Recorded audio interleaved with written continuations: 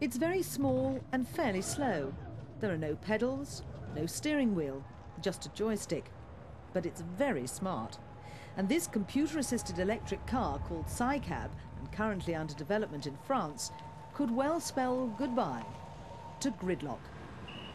In cities, the internal combustion engine is still the main cause of pollution, accounting for 70% of carbon monoxide emissions. In Paris, atmospheric pollution was so bad at one point that the local authorities had to ban half of all private cars in the city centre.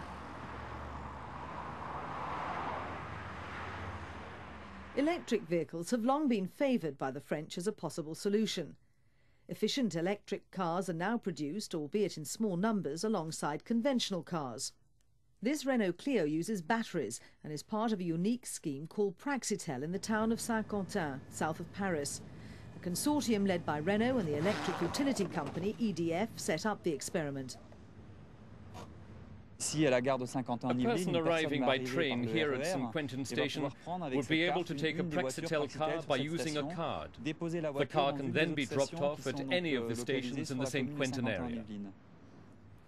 This full-scale scheme uses a fleet of 50 cars and 5 parking lots around town. The concept behind this experiment is to offer an alternative public transport system using electric public cars. The system, based on the self-service principle, has been developed with inductive charging. The entrance to the vehicle is made with a smart card which identifies the client. The cars are equipped with radio telephones and a satellite guiding system to let the central office or control room know at all times exactly where they are. The centre can manage reservations about transfers to other transport modes. The control room can also give information to users about the nearest vehicle availability. It's called real-time fleet management.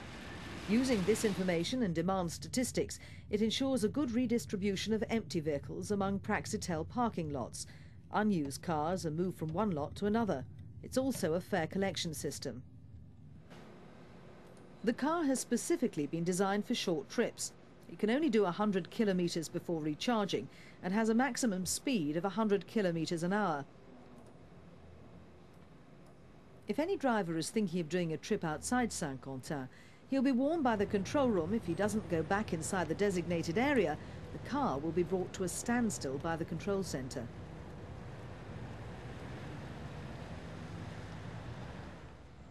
Among the local population, the experiment has proved to be popular. Anyone with a driving licence can use the car. All they need is the smart card. The 5 parking lots have been placed near convenient areas such as shopping and business centres. It costs around $2.40 for 30 minutes and about $5 in rush hour, a lot cheaper than a taxi, and initially there's no subscription fee. It's a very good idea, but we need to know how much it will cost, because at the moment it's free. If it's not expensive, then yes, it's very practical. As air pollution is becoming a very serious problem in France, the government is trying to discourage the use of automobiles and offer more efficient alternatives. Many cities have opted for a radical approach, banning cars from the centres. Here in Grenoble, an integrated tram network allows pedestrians to move around the city. Usual public transport does imply, nonetheless, some constraints on individual freedom of movement, and that's why private vehicles are still preferred to public transportation. Grenoble is also the home of the Government Research Institute, INRIA, INRIA, where scientists are working on what might be the next generation of electric car.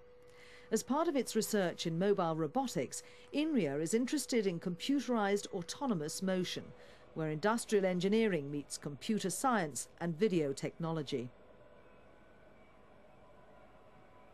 Since visibility with a single video camera is rather poor, a belt of ultrasonic sensors is used to assist the operator in very cluttered environments. This car can park itself and recognize any potential obstacles. The next generation of personal public transport, small and smart enough to replace cars in city centres altogether. Once you've driven yourself home, the Cybe Cab can return to its base by itself. It's being driven by remote control. A radio link with base and an onboard computer feeds its position back to the control room. Although there is some debate about pollution by electric cars, it's certain that in the city, driving small electric cars is much more efficient in energy usage than thermal cars. Electric cars are also much easier to control and automate than conventional vehicles. Safety is also a major concern for the researchers. This vehicle can reach a maximum speed of 30 kilometers an hour. The onboard computer can limit the speed depending on the age of the driver, his or her experience, and on the location. There will be streets with a 10-kilometer-an-hour limit and some with 20.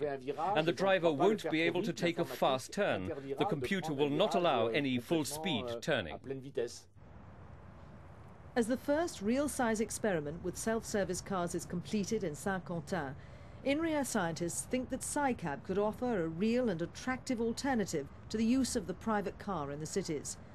Private cars might soon go public.